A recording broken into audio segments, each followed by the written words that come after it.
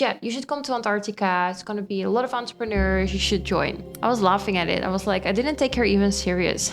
We went into the water. I followed him. And then my horse fell. And it fell sideways on top of me, which caused me to be underwater. I got out, luckily. And then I couldn't walk. Welcome to Life Unlocked with Jet, where we talk about how you can become a high-ticket freelancer, live the laptop lifestyle, all things digital marketing, and of course also all the failures and lessons that I've learned in my journey becoming a self-made millionaire. I hope you enjoy and follow our podcast. So, I'm actually one of the co-authors of the book Women Gone Wild, and I'm going to be part of the Intuition edition, which is dropping in June. You can already get the pre-order links below as well, and I really hope that you support us and buy this amazing book with 20 plus women who are all talking about intuition. Okay, so anyways, I'm part of this book, and Rhonda Swan, the founder, she was the one who was like, Jet, we're going to Antarctica on a cruise with entrepreneurs. And you should, no, actually, she said, Jet, you should come to Antarctica. It's going to be a lot of entrepreneurs. You should join. Me being in Bali, I was laughing at it. I was like, I didn't take her even serious that this was an actual option for me to go to Antarctica. It was completely not in my mind, at all. But then 2 weeks in advance, she was like, Jet, look, it's a cruise. You should really come. Then I was like, it's a cruise. So when she mentioned Antarctica, I thought we were going to go like camping in the ice or something. And I was like, yeah, no, I'm good. But when I learned it's a luxury cruise paired with expeditions, paired with networking, talks, I was like, I'm listening. And then, of course, my limiting beliefs and I guess excuses came up, I was like, but I just bought a villa. We are in my villa right now. I just bought a villa and I'm going to move into it. I have to move all my stuff. And then also in business, there were so many changes. I wanted to support my team. Blah, blah, blah, blah, blah, blah. There were so many reasons why I couldn't go. I didn't have the winter clothes at all. It's so far from Bali flying there. I couldn't even find flights anymore properly because it was 2 weeks in advance. And yeah. Then her husband called me Brian.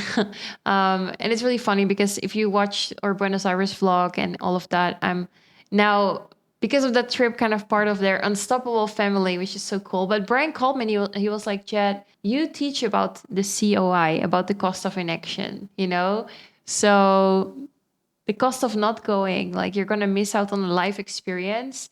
We can network so much. And if you do this trip the right way, you could end up making 8 figures from this trip alone. So he helped me as a kind of like a dad, to be like, Jet, come on, you have to go. And I decided to go. So 1 week in advance, I arranged my flight and it was complete chaos. There was almost nothing available. So I flew very weird ways. And I kept having to wait for 8 or 9 hours in Europe somewhere. So then I was like, you know what? I'm just going to stop by my parents. And then that's also where I'm going to buy the winter gear and clothes because the Netherlands obviously has that type of stuff. So I flew from, to be honest, I don't even remember anymore. I have no idea anymore, but I flew from Bali to Amsterdam with a stop in between. Where did I stop? Was it Dubai? I don't know. Check my flight videos, which I love doing. I'm becoming a flight reviewer. So I flew from Bali to Amsterdam, stayed with my parents for a few days. I got all my winter gear, waterproof pants, all of the stuff. And I Googled how cold is it in Antarctica, and Google said minus 80 degrees. So I prepared with my parents for the worst, anti-freeze lip balm, like, oh my God, so much preparation. And I'm going to tell you how cold it actually was when we got there. So and then from a few days later from Amsterdam, I flew to Buenos Aires, which is where the starting point of this cruise was. So I flew to Buenos Aires and there already spent a few days in Park Tower Hotel, explored the city, which you can watch my vlog about. And then before the cruise started, the day before, we were all invited with everyone from the cruise to go for a tango dinner. So it was basically a tango show and a dinner. It was really nice to already get to know some people. And then that same night, we had to leave at 3 a.m. To the airport of Buenos Aires. And then we flew to Ushuaia. I always pronounce it wrong. Ushuaia. We flew to Ushuaia which is all the way in the south of Argentina, because from there you go on the boat and you start in the Drake's Passage actually to Antarctica. So we flew there. Then we arrived in Ushuaia. And then the main group, they all went on a bus tour to the national park there. But because we knew Jules Schroeder and, of course, Rhonda, my friend, they said that they've already done that before and that they thought that we could do something else this time. So they took us on a horse riding trip through the mountains in Ushuaia, and it was insane. The crazy part is that I was so excited to horse ride because I've been horse riding since I was a little kid. We have a horse at home. I have a horse since I was 14 or 13 even. So I love horse riding. But this was the first time I was horse riding since my accident with the horse in Bali. So in Bali, what happened is that we rode horse with me and my friend. We went into the water. I followed him, and then my horse fell, and it fell sideways on top of me, which caused me to be underwater until the horse was able to stand up again. And it was very traumatizing, of course. And then as it got up, my feet were stuck in the saddle. So my life flashed by. That's my near-death experience. My life flashed by because if the horse would start running, I would be dead because it was over the rocks in the water. Like I got out, like luckily, and then I couldn't walk, and I was still in the water. So then my friend had to jump off his horse and help me get out of the water, and then I went to hospital, of course, because my ankle and both my knee were completely I thought destroyed. Luckily, nothing broken, but you know how your knee is with the ligaments and all of that. So I still have pain till this day when I squat very heavily or leg press or something. But yeah, so that was very traumatizing. And then since then, I've never been on a horse before. Also good to know that was my only time I've ever fallen off a horse. Since I was 14, I've been horse riding. I've never fallen off, only this time. And it was not about skill, because if your horse falls, your horse falls. Anyways, I was excited. I thought we were going to do forest riding, some running, galloping or whatever. And then it turned out to be literally horse mountain climbing. These poor horses. Oh my God. I will never do this again, to be honest. I'm happy I did it, or I don't know, but it was insane. The horses were literally climbing in the rocks in small holes. And even me looking at the road, I was like, I don't know where you're going to step. But so you know what I did? I know that horses can feel your fear. So I completely turned off fear. And I just said, okay, this horse must have done this trip 1,000 times. So I'm just literally going to let loose and let go and move with the horse and just trust. But it was definitely I was fighting demons there. Fighting my own demons, because I know what it's like if a horse falls on top of you. And even the horses in front of me, I could see them slippering and sliding and falling over. So something. Then when we got out of the trail after 3 hours, it wasn't even a quick one. It was fucking 3 hours. After we walked out, just tears were coming down. Fuck, yeah. So personally, I don't think I will do any stuff like that, mountain climbing or beach stuff, I'm good. I am picking up horse riding again here in Bali and wherever I go, but just in a stable and jumping and stuff like that, but not on a natural trail which has such a high risk. Anyways, we did that. Then we came back. We had to find the boat. We couldn't find it. Then eventually found it. We got on board.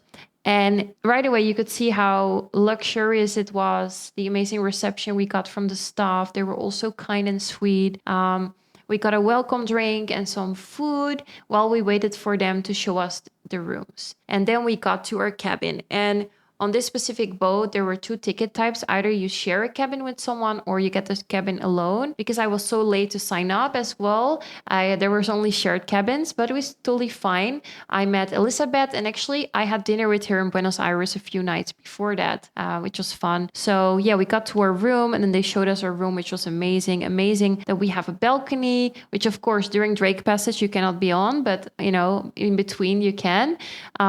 Beautiful shower and just a really gorgeous room. We were on floor 5. Now, the boat basically has a lounge, which is called the Atlas Lounge, where a lot of the events are and a lot of the gatherings for the expeditions.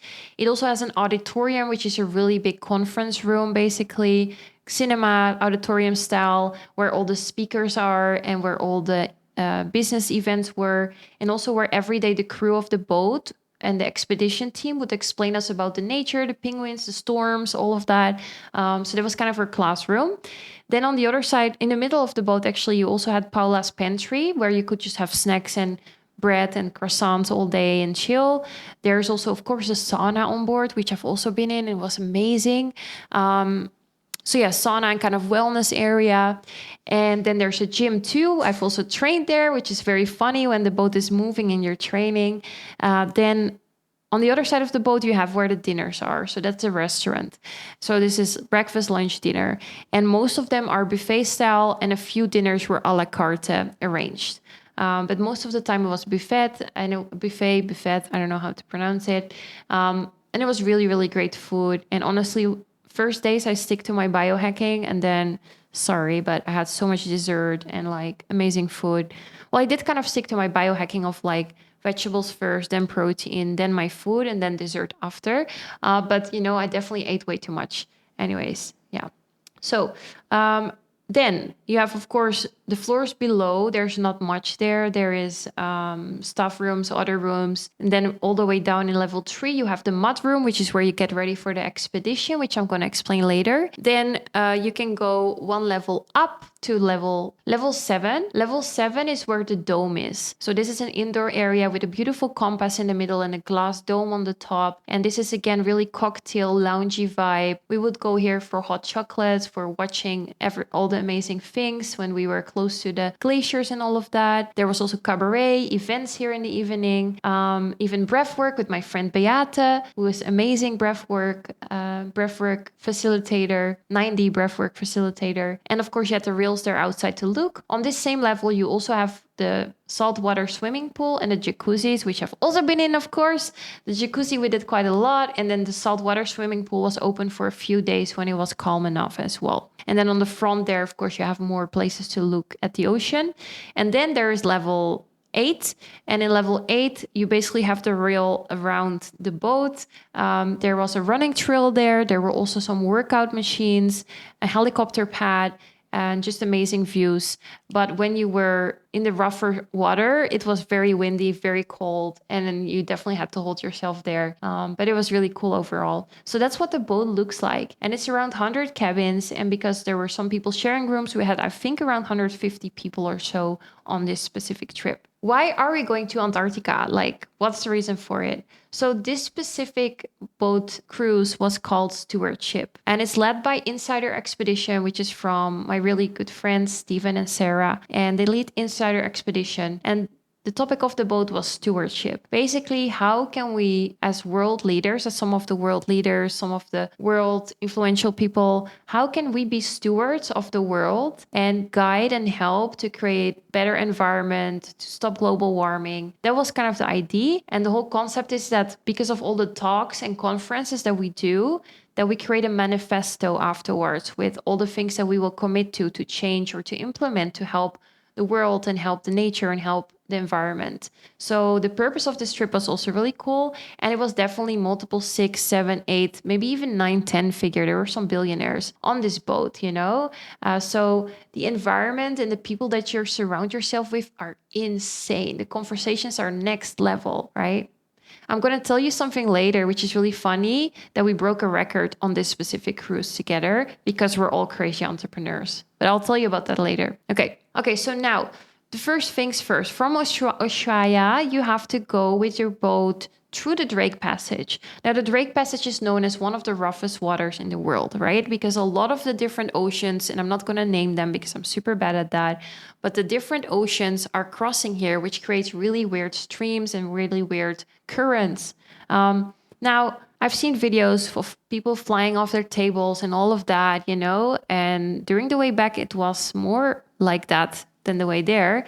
But yeah, the way there, actually, our crew called it Drake Lake. It was very calm. It was 1 to 2 meter waves. It was really not that bad. And yeah, it was pretty calm, but I did get seasick. I had to take tablets, unfortunately, you know, and the tablets that I had were the ones that make you drowsy and sleepy. So that did ruin my first days a little bit. So if you go on a cruise, make sure that you buy the tablets that don't make you drowsy. It's super important. Anyways, it doesn't matter how much you've been on a boat. Like my dad has a boat. I've been sailing before. I take boats here in Indonesia and Asia all the time that are crazy. But because of the weird current, it's not just rocking back and forward. It's like all the directions, you know?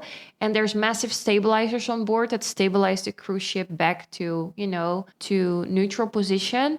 But still, you have this organ here that controls your balance. And I think it's really hard to fight that. I think the majority of people got seasick, like everyone. So yeah, even though you think you're a big shot, which I thought, I was like, I'm fine. I was not fine.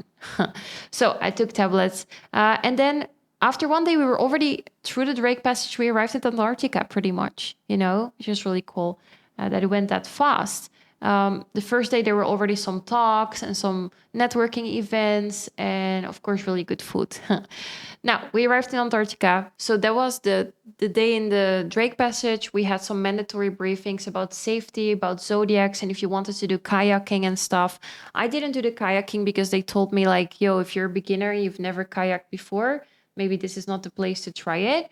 So I just committed to doing the Zodiac cruises and the landings, of course, but not any kayaking or paddleboarding. But if you want to do that, then you will have the mandatory briefings during the first day while we're on the way to Antarctica. So because we arrived early in Antarctica, actually one day earlier than planned, right? Because it only took us one day through Drake Passage instead of two, we kind of got an extra expedition day. So on this first day in Antarctica, in the top part of it, we got to explore the South Shetland Islands and Barrientos Islands. And Barrientos Island is a small ice-free island in the Aitko group on the west side of English Strait in the South Shetland Islands, Antarctica. And this area was visited by early 19th century sailors. And then also Half Moon Island, which is the island blah, blah, blah. The island is a series of gravel bars, tombolos, connecting volcanic bedrock islands. The north end of the island's Saddleback Ridge is composed of andesite intrusions of late Jurassic to early Cretaceous rock. Plants found on the island include several lichen and moss species as well as Antarctic hairgrass. The island has been identified as an important bird area by BirdLife International because it supports a breeding colony of around 100 pairs of South Polar skuas. Okay, so that's what we did.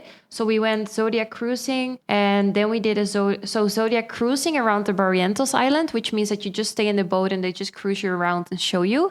And then we also did a Half Moon Island. We did a landing where we basically went onto the land. Now, I'm going to explain to you how the Zodiacs work. So first of all, you get the boots from the cruise company itself. You have to give up your size. You also get a parka and you get to keep it. And then there is a life jacket around it, which is a sort of a band. Okay, they will teach you how to put this on correctly. So every time your group, so they divide you in groups, every time your group is supposed to go for a landing, you meet in the lounge, and then from there you're going to the mud room.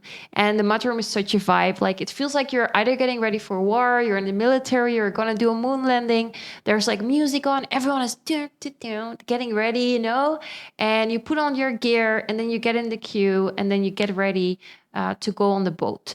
And most of the time, if you're going to do a landing, so you're going to touch the land, we had to clean our boots the way out and the way in as well because of influenza, the bird flu. So they were really good in these procedures to keep, of course, the bird flu to a minimum. And we had to clean our boots every time we went in or out. Then you go on this boat in a specific order, like they grab your hand in a specific way. They will brief this to you during the mandatory briefings. And you sit on the edge, and then obviously you shouldn't fall off. They also explained what to do if someone falls off.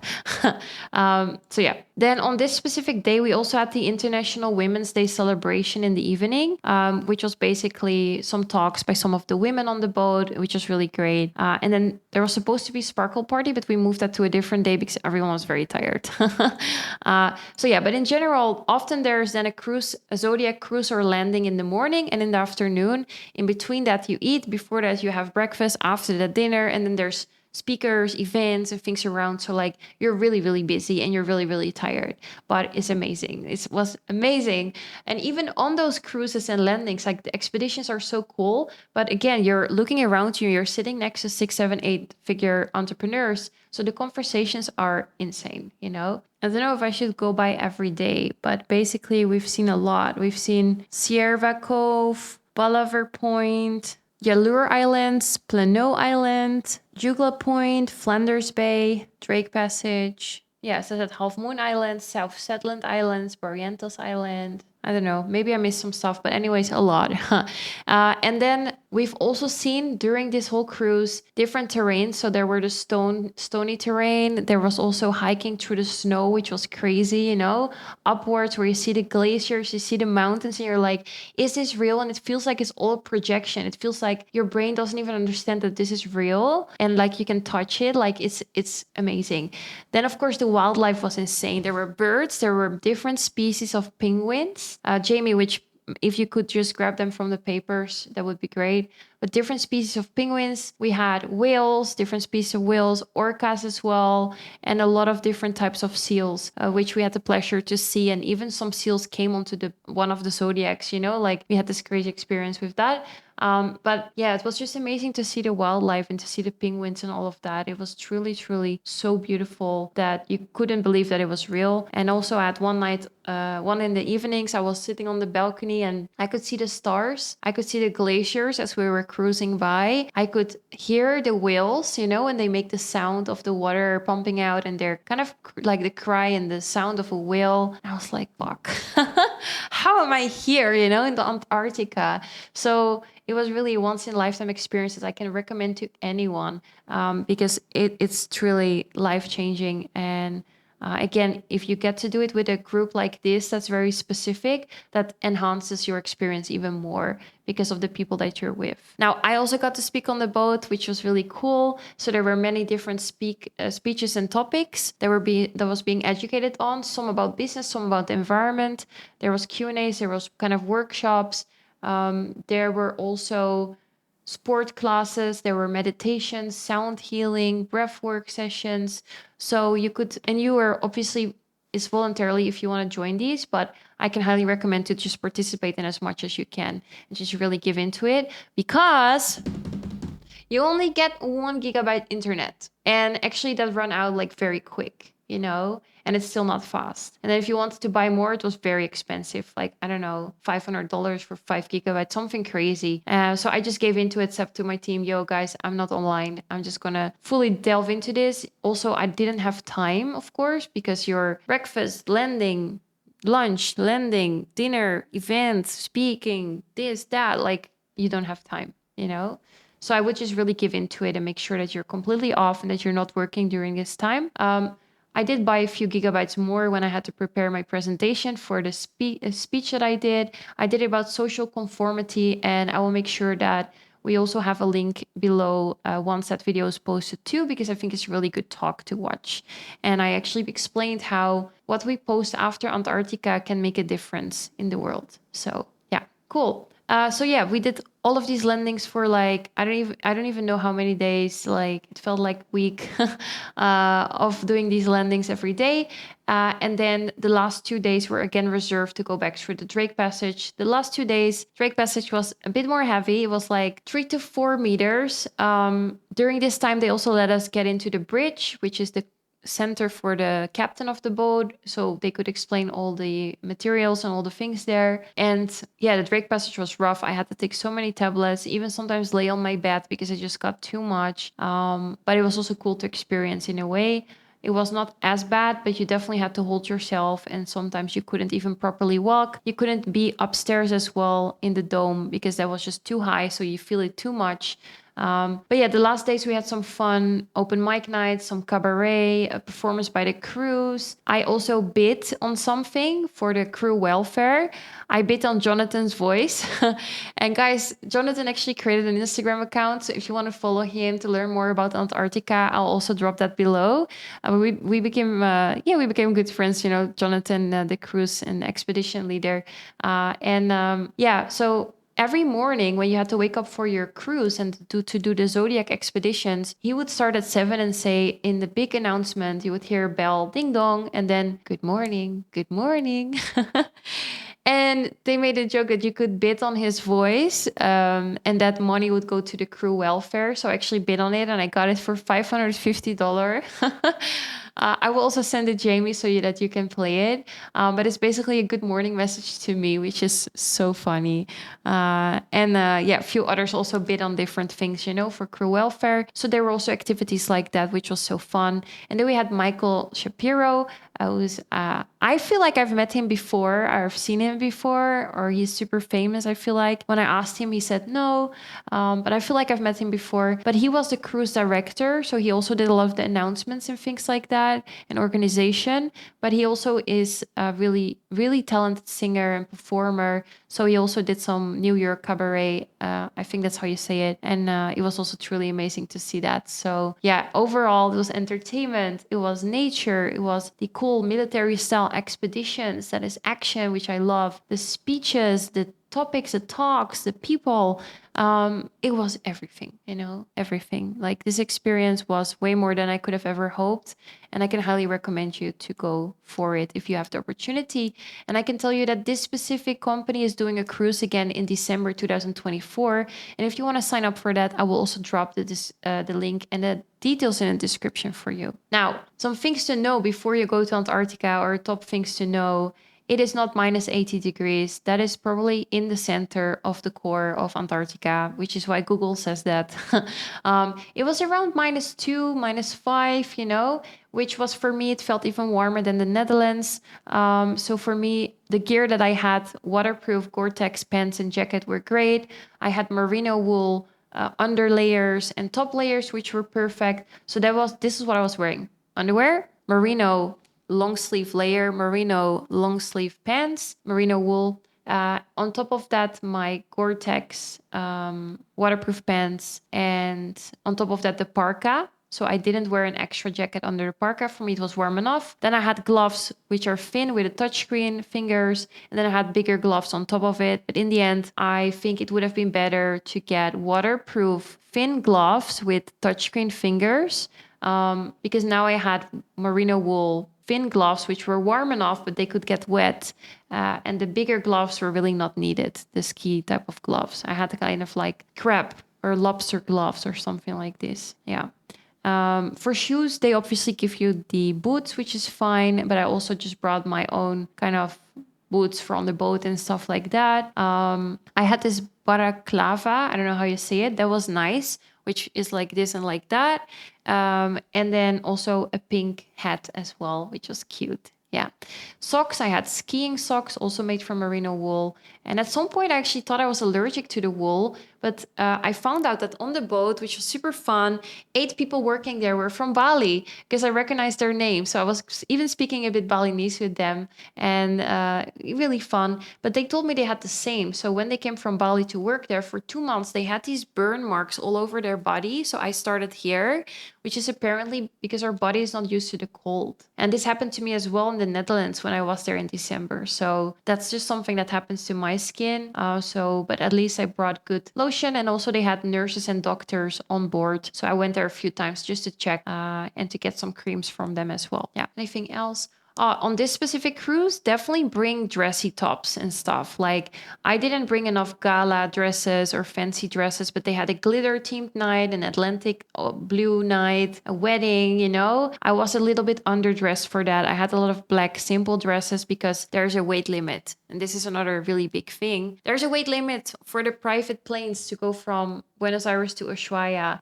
So I didn't know this, and I brought like 32 kg. So I had to bring an extra suitcase, and I left one suitcase in Buenos Aires with my Buenos Aires clothes. And then I brought one suitcase with me to Antarctica, which is something you can do in most hotels. You can either do it for free or you just pay to have a suitcase kept there. But I would try to stick to 19 to 20 kg for these flights from from Buenos Aires to Ushuaia.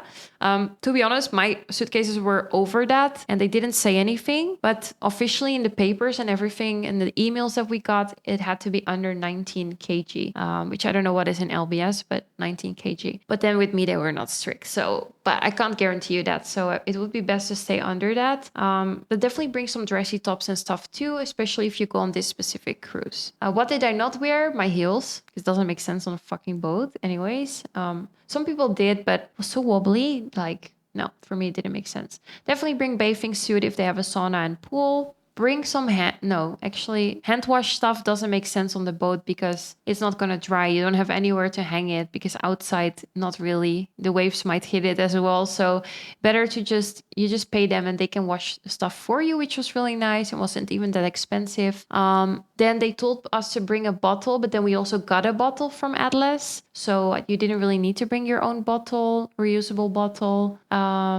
You also got binoculars to borrow from them, which was nice. So you don't have to bring any binoculars or anything like that. Also, a big one is that you're not allowed to fly any drones in Antarctica. Guess why? Because otherwise you would see the aliens, of course. So, that's just one thing to know as well. Don't bring a drone because you are not allowed to use it anyways. Yeah. After our amazing cruise, we still are in a group chat now. We're still doing podcasts, collaborations together, even starting companies together. So this has been amazing. And I can see how it's going to result in over $1 million for us for sure from this cruise alone, which is why it's worth it financially to invest in this and go on an experience like that. But also the experience overall, like once in a lifetime. I can recommend. Yeah.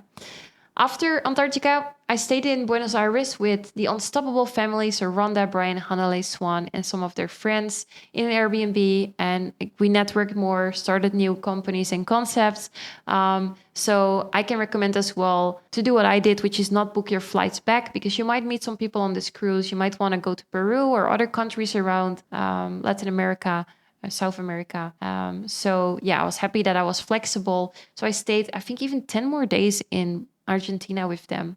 And it was really fun and definitely worth it. Yeah. Now, I'm going to do a separate video where I talk really about the environment and everything that we spoke about stewardship in this specific boat. Because again, I'm really passionate about social conformity and what effect it has if we promote these Antarctica cruises. Because this was one thing where I felt very double and conflicted, that it was really cool to see the penguins and all of that. But on the other hand, we were stepping on the land of these penguins in green parkas, They must be looking at us like, what the fuck are these people? And I'm really curious how it impacts their behavior, their life cycle to see us. And now there was one cruise ship there and we haven't seen any other boats or ships around. But imagine in a few years there being 10 and then it turning into a zoo. So I'm always very against zoos, monkey school, tiger kingdom, all of this stuff around animals. And that's why even being there, I felt a little bit sad that I was participating in that as well. So of course, we were keeping 5-meter distance. It was all cleared by these organizations. But still, it made me feel a bit weird. So instead of just posting selfies of penguins and saying, go to Antarctica to touch the penguins, we could also be making posts about how we can help Antarctica, protect the orcas, protect the wildlife, and stop the global warming, which I think is way more important. So I'm going to definitely do a video about that. So yeah, if you want more about this trip, there's the Buenos Aires vlog. There's also going to be the social conformity talk that I did on the boat on my YouTube. And then another video specifically about the wildlife, nature, organizations of Antarctica, so that you can actually learn more as well. So if you like this, make sure to subscribe to my channel. And you can check out my Instagram as well to see some of the cool B-roll from this trip.